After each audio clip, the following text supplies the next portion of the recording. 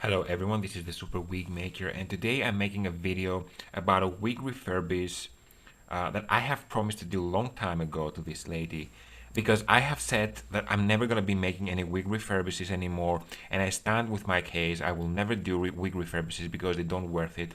But I have promised to make this long time ago before I said that I wouldn't do anything. So here it is. This could possibly be the last wig refurbish that I'm making, unless someone wants me to add like a closure or something. So it's gonna be like an extra effort. Now this lady wanted this. She has this wig which is a little bit worn out. You can see that she botched the parting line, and I can almost see why my pieces look so polished and nice, even on camera, even in real life. You will never see something like that. This is like double knots or double split knots or something. They're huge, and they're everywhere. Even in the hairline they have double split knots or something. Now what she wants me to do is she wants me to remove about 1 centimeter worth of lace all around the perimeter.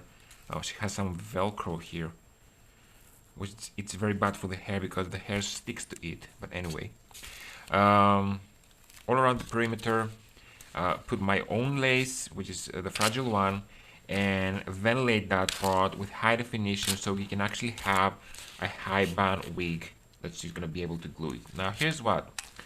First of all, this wig seems to have quite enough amount of hair for a wig. It's good enough, and this is a full lace wig, so you realize that it has a lot of hair, but we don't have similar hair to ventilate. So how do we do that? Also, this hair is extremely, it looks almost like permed yaki. Like they took hair that was straight, because I just washed it, and this is the curl pattern. It's practically straight, and they seem to have crimped it somehow with tiny crimps, so it just looks like a perfect yaki. I'm gonna have to see how I can duplicate something like that, but for now I don't really have any hair. So I told this lady that there are some areas like here, for example, that we have, like, look how much hair we have here. So what I'm gonna do is I'm gonna take, like, for example, in this part, I'm gonna take a very slight section like that. I'm gonna separate hair just a little bit, not too much, like that. I'm gonna remove everything, and then from this hair I'm gonna remove all the short strands to be out of the place, and I'm gonna cut off this area, and you're gonna see how it's gonna look. So if I brush this out, practically nothing has changed. You can see the returns of the other hair, they're there. Nothing has changed. The only thing I did is that I removed a little bit of density from here, and now I have this amount of hair to ventilate in the front. So yes, someone will say that, are you gonna really cut off hair inside of the wig to make it? Well, yes, this is exactly what I'm planning to do. I'm gonna have this brush over here. I'm gonna place the hair right over here to make sure that I don't screw it up. First, I'm gonna have to clean this from other strands. And now, for example, that I did this, I'm gonna remove some hair, do it upwards, and then I'm gonna repeat the same process here with very tiny amount of hair to remove. At all costs, I'm gonna make sure that the unit's gonna be practically identical to previously. You see how much little hair that I take, and of all this hair, I brush out the short strands because I don't want to cut them. And then I'm gonna hold this like that and cut it. And I have a little more. Now I don't really know how much I'm gonna need, so I don't really plan to cut too much and then start ventilating. I'm planning to cut just, enough amount of what I think I'm gonna need. And if by any chance I need a little more, I'm gonna come back and find areas that are very thick. Like here, for example, we have a lot of thickness. Look at that. You can practically not see any base here. So also she said that she's gonna have this wig pretty much all the time in a high bun, so even if I cut off like a huge chunk of here, this wouldn't even be visible. Of course I'm not gonna do it like that. I'm a professional and I'm gonna make sure that this wig will be able to be worn even down. This area here, for example, you can see that it doesn't have a lot of hair. I'm pretty sure that it has a little bit of shedding here. I'm not going to cut any hair out of here. I'm only going to be cutting hair from where I see that I have a lot of hair. Okay, so I'm going to proceed with cutting a little bit of the hair.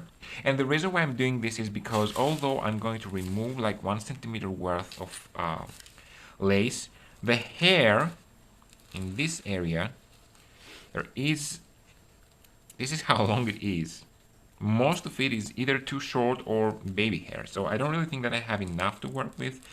Like even if I take a little more, see? All this hair will practically be discarded. Okay, I could keep this hair, but the very short ones, I wouldn't be able to keep them. So yeah, I'm gonna proceed to cutting a little bit of the hair, and I'm gonna come back to you and show you exactly how this is gonna be happening. Okay, everyone is asleep. I can get some sleep now. So I decided to keep on working. I have turned the wig inside out. And I'm ready to put lace around. I'm gonna probably speed this up because it's gonna take so long to do that. And then when I'm done, I'm gonna cut off the lace after I put my own lace. And then I can see what kind of hair I could probably use, because this short hair is going to get discarded. Okay, and if I find any longer hair, I'm gonna harvest it and put it with the rest. Where is it? Oh, there it is. With the rest of the hair, this is the yucky hair that I harvested. It was like this amount, as I said. And then the rest was just my hair that I blended in, but it looks so seamless and so nice. You can practically see no difference. You can see that. So yeah, let's proceed on that and see how it goes. So what I did is that I put pins, which means exactly where I'm gonna be cutting the lace. Why isn't that a straight line anyway? And then I'm gonna make sure that I have enough lace until here and a little inward so as to be able to stitch it. And yeah, pretty much I'm also gonna fill it in this area because I don't like it. You can actually see this area having a lot of hair. It's where I harvested some hair. Yeah, so I'm gonna have to use I'm gonna use denier 40 lace for this purpose, because I think that it's better off to have a strong lace which is still undetectable. And I'm gonna place it everywhere around. I'm actually gonna ask her if maybe she wants the finer lace in the front, but I really doubt, because this is gonna be a high bun wig, so it needs to have the extra strength still being invisible. This is the Swiss lace. So now here's what I just pinned the lace in the front first, and I made sure that I have absolutely no seams, like no connection from ear to ear. It lays flat, as you can see, so it's not going to be bouncy or anything. And it also doesn't have any connections or any, you know, triangle creases or folds. This is very important because this is the area of interest. And then I have to inevitably make some connections, like for example, one connection is going to be here, and this is going downwards. And I'm going to have one connection in this edge. This lace is going that way. A connection, can you see that? Yes.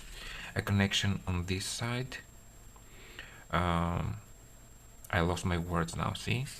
Okay, and then I'm gonna have the lace this going that way, and then I have a connection over here. So I'm gonna have to stitch it first before I continue making anything. Yeah, and it's a little hard to stitch when you have hair on a unit, but I really think that I'm gonna do a good job on that one. And then I'm gonna have to start ventilating, unless I come across with another issue, okay? And these are all the pins where I'm gonna be following, something like that. This means that all this area is gonna be cut off, and I'm keeping this extra lace in order to attach this lace to the unit. So that's why I have more lace here, and of course I have extra lace on the outer side because I need to be able to pin it down, like here. The reason why I decided not to do wig refurbishes all comes back to me now, because I just stitched the whole perimeter by hand, making sure that I only grab this piece of lace and the below lace without grabbing any hair strands or anything. And I had to do it twice, like one here and one here, because I want this to be kept nice and correctly. Now I have to remove all this infinite amount of pins, turn it inside out, and then use this thread in order to mark the perimeter, in order to duplicate exactly the same shape that the wig used to have already, so as to know exactly the areas that I need to ventilate. Yeah, and then I will have to ventilate that, and this is so much time and so much effort. So it's so much easier for me to make a wig from the beginning than just having to do that.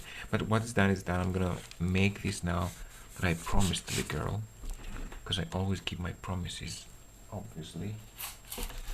So I have a million pins to remove and I have a million pins to put back. The pinning and pinning thing is just giving my nerves a little bit. But what is done is I just removed it from the mannequin head, and although she has made a head mold for me, she made a mistake in the neckline. This is a more natural neckline, and the wig fits that. And at the same time, the wig and the head mold don't match 100% themselves. So I asked her, is this the most accurate or is this the most accurate? I mean, when you were wearing it, was it okay? And she said yes. It was slightly bigger than her head, but it was just good. And she might have made a mistake here. And you know, she has like 1,000 different markings here. I don't think I can follow that. So what I have to do now is go ahead and by hand start tracing. I'll try to. That's one of the things that I don't like. See? How do you do that? Or maybe I should just do it inside out. No, that wouldn't work. Okay, I'm gonna see how I do that. Like, I'm gonna start putting the thread in and out, trying to mark, trying not to have a scrambled thread, trying not to catch this lace because I'm gonna remove it soon, so I don't want it to be caught on the thread itself. Let me just be on frame here.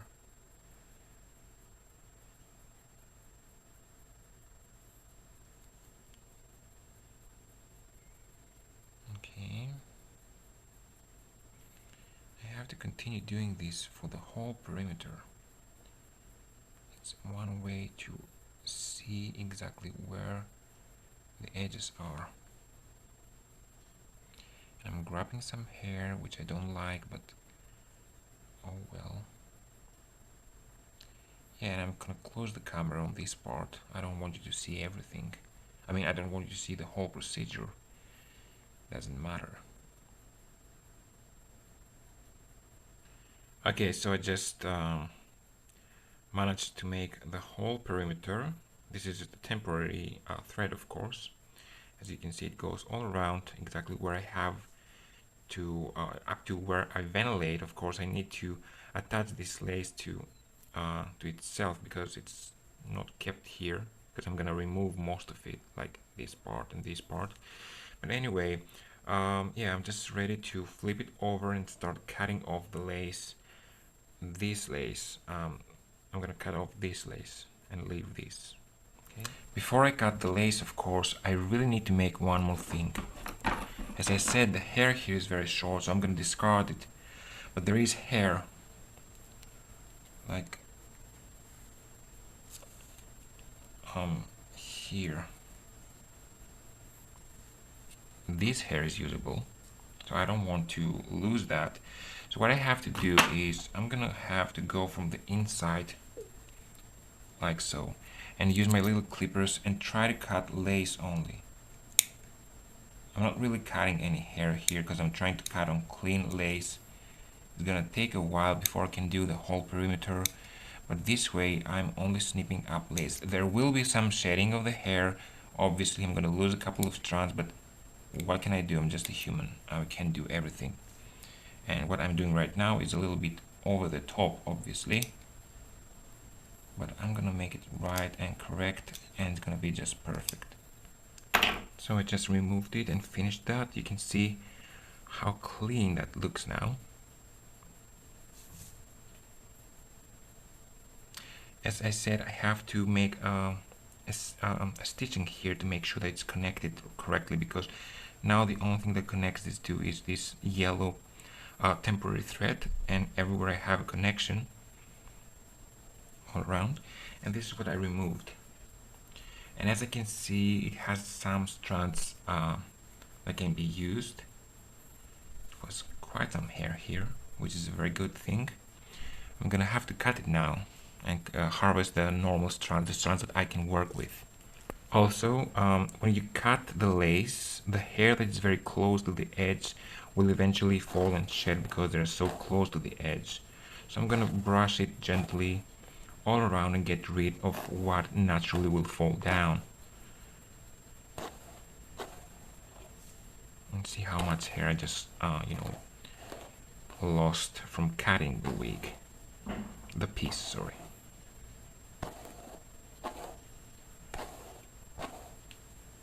And this is the amount of hair that I lost, which is not a big deal because it's not so much. I have everything brushed upwards and ready to ventilate. I can see that this wig has a little bit of shedding inside here, but I'm not really bothered because this is not going to be visible. This is how the wig was when she got it, apparently. I can't see how this would be different anyway. So I officially now, all I have to do is start ventilating. So I just finished the wig. I have to say that the back was slightly easier because the back is also thinner, as you can see. So it was not that difficult to make, you can see that. But the front, maybe I should have made it deeper, you know, the high definition part, because I only cut what we said, and I cut a little more in the front because I really wanted to give a little bit more more area to make the high definition part. But this is so thick over here, look at that. This is practically, you can't see anything. Let me just see. So the transition between this super thick area with mine might not be the best, but whatever the case is, this is why I don't really like making wig refurbishes, because I have to work with someone else's mistake and have to fix it, and then I just realize that fixing that mistake doesn't always fix all the other mistakes. Whatever the case is, I think she's gonna be able to wear this unit nice and okay. In the front part, she might have to. Oh, I also put a little bit of hair here. It's not too visible now, but it was so vacant here. It was like she plucked a lot of hair on this area. Now it's a little bit more realistic. She will be able to put some have some baby hair out. It's very long. She can cut it lower if she wants it. Sorry, shorter. They're everywhere, obviously.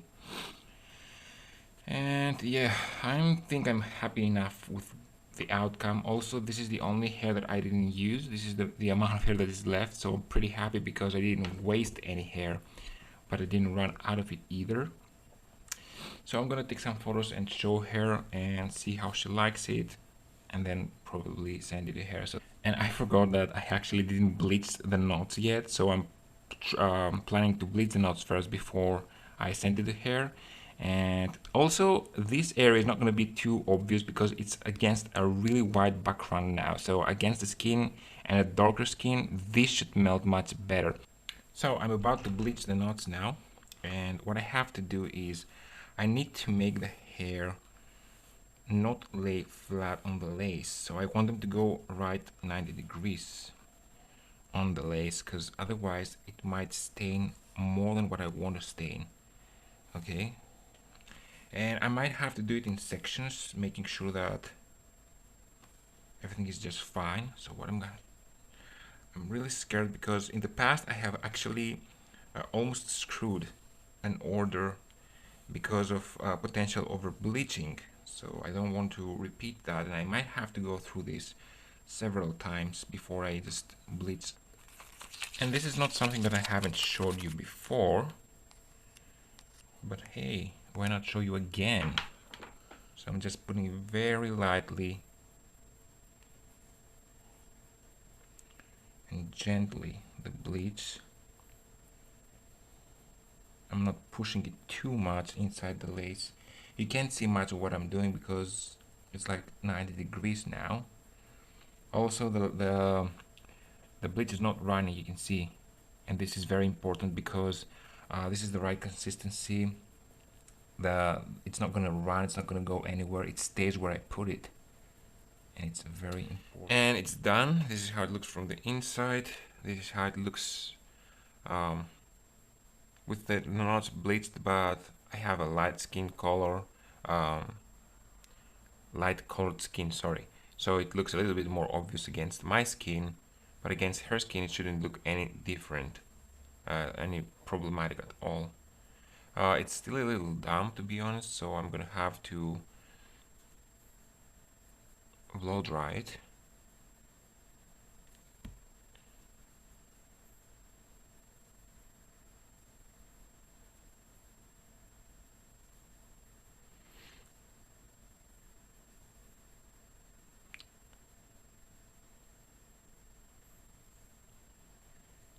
Because she said that she wants baby hair. I don't know exactly what she's gonna do. She can cut whatever she wants. She wants the baby hair to be long, as she said. I don't know the amount that she needs and the amount that she wants. This is that side. And I think I'm gonna have to wear it again. You can see that against the white skin it's a little bit too prominent, but you can see the knots being bleached now.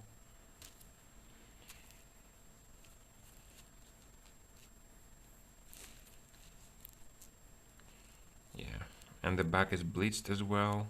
Pretty nice and okay and everything.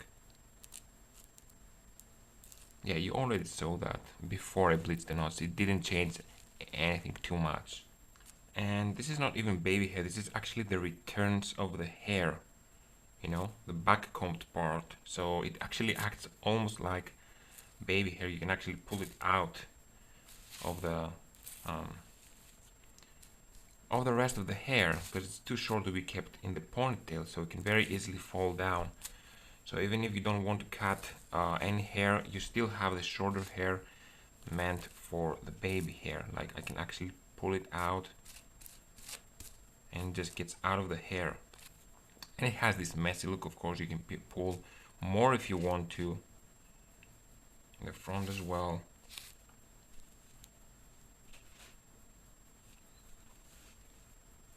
That's how the back looks.